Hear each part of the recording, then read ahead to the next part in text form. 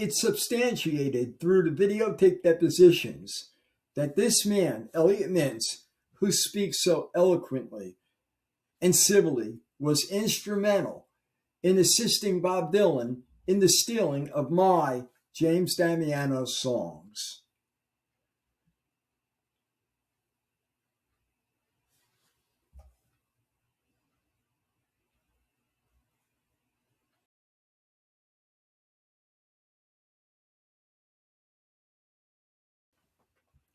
It's pretty obvious that Mr. Mintz thought it was proper and correct to steal whatever he wanted to steal, and that he thought he was privileged. Mr. Mintz is a real big shot.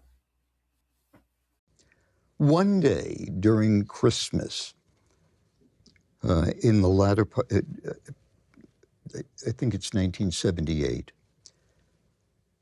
I'm in New York. They invite me to the Dakota to spend one of the Christmas days with them. And I go up to the Dakota, and I notice in the living room there's a vase with a single branch of a tree that's their Christmas decoration. And I sat down on the white couch in the white living room, and we're just making small talk. And then there's a knock on the door after the intercom, and he opens it, and Paul and Linda McCartney walk in.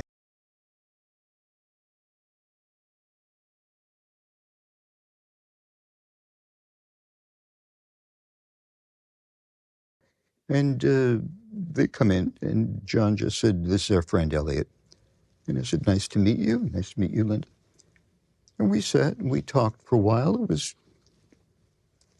And then they decided to go to a place called Elaine's, which was the cause celeb of restaurants in Manhattan at the time. And we got into Paul's car and we went up to Elaine's, the five of us. And they perused the menu, all of them. Didn't see anything they particularly liked. And Elaine's did have a reputation. I mean, you walk in and there's Woody Allen, there's Gore Vidal, and there's Tom Wolfe, and there's, all those people. But the food was miserable. And everybody knew it, and it was reviewed as being awful. And Elaine could be problematic as well. And Linda said, there's a great pizza place not far from here. Really thin-crusted pizza, Do you think you could get a pizza delivered here, and we could eat that? And she said it directly to me. Who else was she going to suggest it to? Yoko, would you drop the dime? And I knew what a social faux pas was this. But I also knew that Elaine was not going to escort it. You must leave my restaurant. We had the pizza delivered through the back door. It was taken out of the cardboard box. It was put on beautiful Elaine's plates and brought out so a casual observer would think it's a dish that they hadn't seen yet. We had the pizza. And it was pretty good. And then we took a car back to the Dakota. And then we went back into the white room. The sun was setting. And Linda and Yoko kind of went off on their own. Yoko always loved Linda McCartney. They got along great. And John and Paul kind of wandered over to this very, very tall window that looked down upon the west side of Manhattan. And the lights were coming on. You saw some of the Christmas decorations, etc. And me, the fifth wheel, was sitting on the couch, looking at the white carpeting and the branch in the vase. And I could pick up bits and pieces of conversation.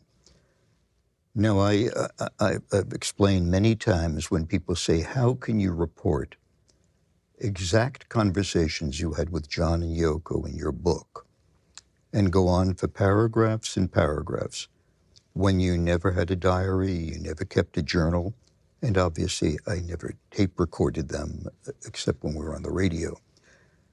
I have an answer for all that, but in this case, because I could barely hear, they were far away, I can only catch spasms. And it was small talk, nothing of substance. And I do remember Paul asking John, "So you making any music these days?" And John replying to Sir Paul, "No, me time is with me baby. That's what I do all the time. I don't make any music. What about you?" And Paul said, "I'm always making music. I make music every day of my life. I can't stop making music." And I thought to myself as I sat on the couch, what would have happened if John bit the bait and said, "I got a couple of guitars in the other room. Yeah. Why don't I bring them out, just for the hell of it?" And the two of them could have sat in the living room and maybe changed the face of contemporary music. Yeah. One more time. One more time. The McCartneys stayed for another hour or so and left. I stayed on with John and Yoko. And again, wondering why they had me there. So I asked them. And they said, "No big deal. You were coming in for Christmas, and they were around, so why, didn't you like them?" They said, "No, they seem like very, very nice people. How did that feel for you?" He said, "What do you mean, how did it feel to me?" And I said, "Was there any tension?" He said, it was dismissive. He said, "You were with us all afternoon." Well, I mean, the two of them have known each other since they were 9 years old, practically. Yeah. So that, I've mentioned this story to a couple of the real Beatle historian people who believe that that was the last time that they were together. I can't attest to that. And it's my point of view. Sir Paul has not discussed that visit at all. It was anticlimactic. And I've run into Sir Paul on a few other occasions since. We both eat at a little restaurant out of the way, and we were just seated. I was with a date, and he was with his new wife. And on the way out, I just said, "It's good to see you again." He asked how Yoko was doing. Always very civil and polite, and went to one of his concerts, and he greeted me after the concert, and we were going to do an interview, but we didn't. I got along with the others better, especially George. I went to all the Wilbury sessions, of course, that George had, because I brought Bob there. Yeah.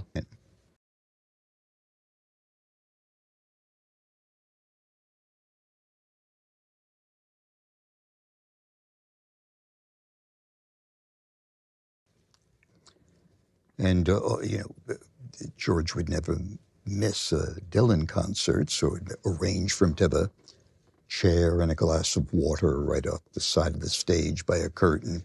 That's all he ever asked for. Yeah, it's interesting, right? Because this incredible bond they had created so much great music. I saw a quote where Paul was saying, we sat down together to write a song, whatever it was, 100 and something times.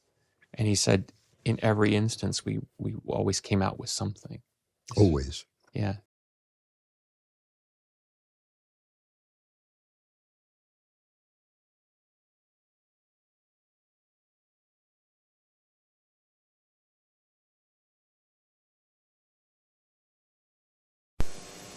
This is a videotape deposition of Elliot Mintz in the matter of Damiano versus Sony Music and Bob Dylan.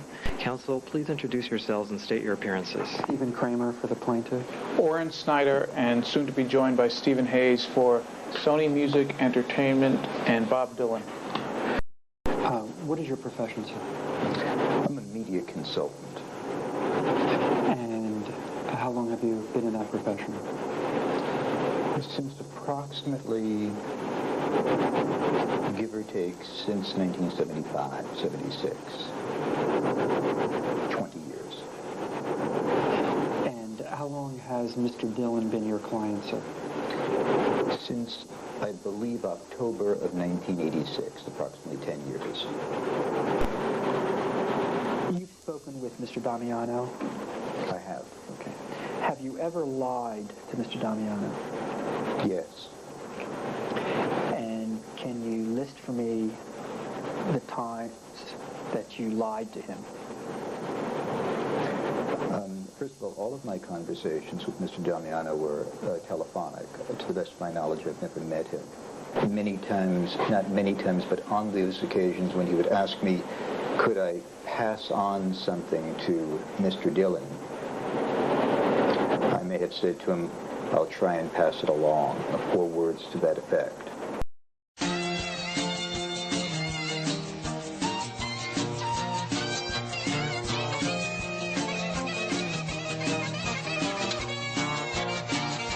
He just grabbed it out of his hand and started to read the song for him. And he was very impressed by the song. At least he seemed that way. And he said, oh yeah, that's very good. He loves it. And he will make sure he swore to us. When you say swore to us, did he use those words, I swear to you? Oh, he promised. He promised us. And did you... I was totally convinced that he was going to give the songs to Bob. Mm-hmm.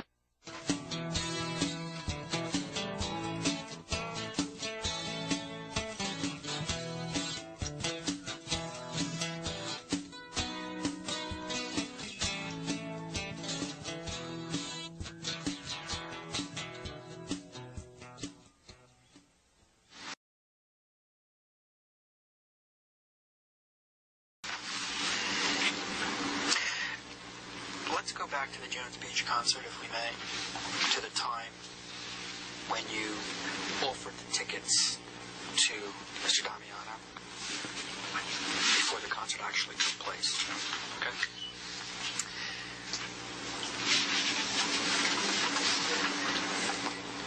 During that point in time when you offered the tickets to him and before he actually went to the concert, did you ever say to him or suggest to him that maybe he should bring some of his songs with him? No, I did not. Do you deny saying that, or is it you just don't recall one way or the other? I deny suggesting to Jim that he bring songs along with him. I did, however, concur with him when he asked me, do you think I should bring my songs with me? I said, sure, why not? What could it hurt? More questions. Okay. So we can end the inconvenience for you. You said you met Mikey Harris through her son Duke. No, I met Mikey Harris first at Tony Tiller's house at a party. That's when I met. No, I met Mikey Harris first at Tony Tiller's house at a party. That's when I met Mikey Harris. Hello? Mikey? Yes. Hi. How you doing? Jim, how are you? Things have been really happening. I want to get you the book, but it's just been so crazy. That's okay.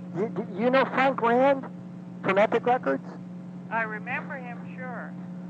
Long time ago. Let me ask you a question. Would you work with me as an artist if I was working with Frank Rand? And what's he doing now? He's working with a record company. He's working with the heck's the name of the record company? It's WEA, W-E-A, but it was you know WEA, right? Right. Warner Electric and Atlantic. And he's working with did you ever hear of Eric Burden? Pardon me? Eric Burden and the Animals? Yeah, a long time ago, yes. Yeah. He's working, he just got done doing a project with Eric Burden. And I have a chance. Now, you know I'm a very easy artist to work with, right? I'm not hard to work with, right? Well, I don't remember you being difficult to work with. Jim handed the book, started to hand the book to him, and then someone else came over and took the lyric, whether it was a book or an envelope with the lyrics in it, took this package and walked towards the bus along with the other people, and they all got onto the bus, the door closed, and the bus drove away. Sir, I want to turn now to this meeting that you said happened with Mr. Tiller. Do you remember when that occurred? Your statement says July of '87. Is that about when it happened? Yeah, I believe so. For Anthony to come out, we sat there for a while. Jim had his lyrics books with him, one big thick book, and we were just sitting there for a while. Then Anthony came out. I remember him being in a suit, good-looking, like black man, gentleman, and he took us inside. Yes, and we went to his office. And we just sat down. It was like a big chair. One of these looked like a recliner kind of chair, but it was just a big chair that I was sitting in. And they were acting like they were good friends. I mean, talking, hugging, you know. And they read some of the lyrics. He had Jim's book in his desk, and he was reading through it. Jim was pointing out certain lyrics to him, and they were talking and talking. Then we got into the conversation about recording this my cousin Joanne tape, and I just wanted to get some feedback from Anthony based on his position in this company, what he believes that anything could happen with this if we produce it. And the feedback I got is absolutely yes. That we got into the bottom. Does he read? Is he getting James Damiano's lyrics? And I remember the answer, yes. He's been reading his lyrics, and I even remember recalling Anthony bringing up Bruce Springsteen's name. And I was just like from nowhere. I never heard that before, but it just came up that Jim's lyrics was also given to Bruce Springsteen, which I knew who that was. And I remember leaving this meeting with a very good feeling.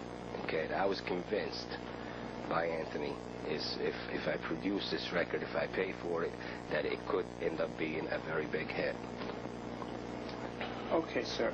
And that's basically what happened at the meeting? That's basically it. I left there with very good vibes. And if you could tell us what the office looked like in a little more detail. Were there records on the wall? There were records in the lobby. I know that. There were a bunch of records in the lobby. I was only in that building that one. Can you list for me, sir,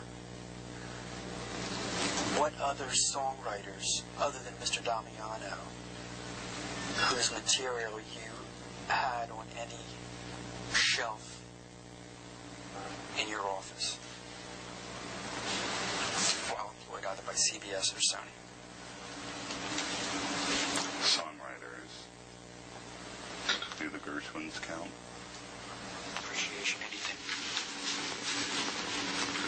Tokens of appreciation. Or gifts, anything that you can think of. None that I can recall, but if I did it as a friend to a friend, because I considered Jim a very good friend.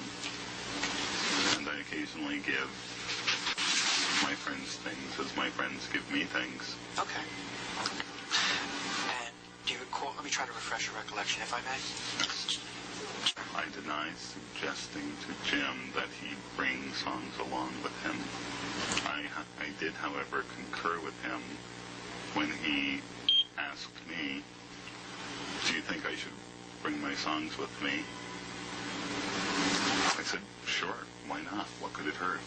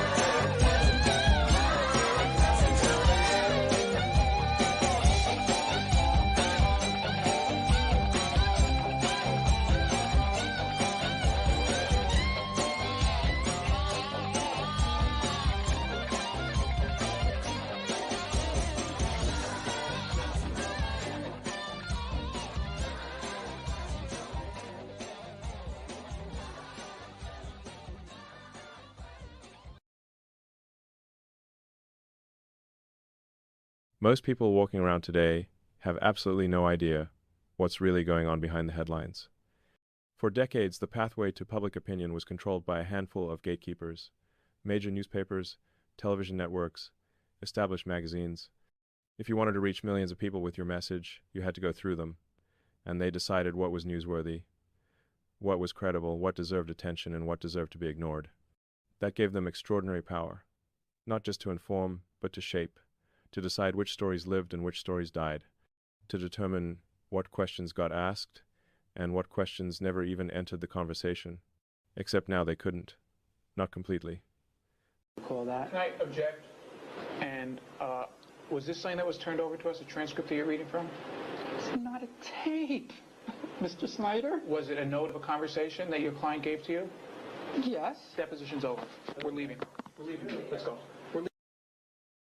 Cover my notes. The client's been turning over documents late. Mr. Snyder, we just found out documents were destroyed.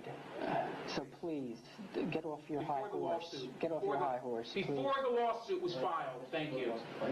Blank pieces of paper. Not blank pieces of paper. Documents that he's contending were illegible.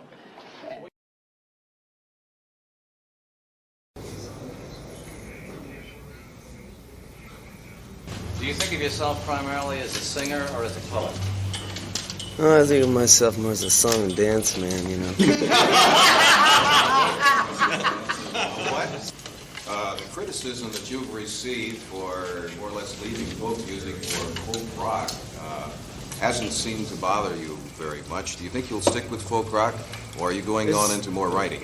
I don't play folk rock. What would you call your music? I would call it,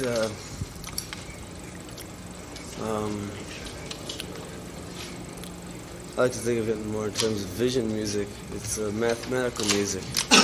Would you say that the words were more important than the music? The words are just as important as the music. There would be no music without the words. Which do you do first, ordinarily? The words.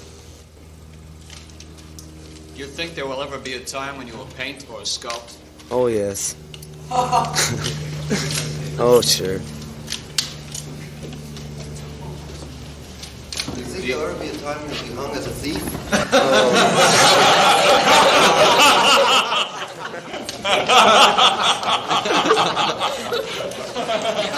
You weren't supposed to say that.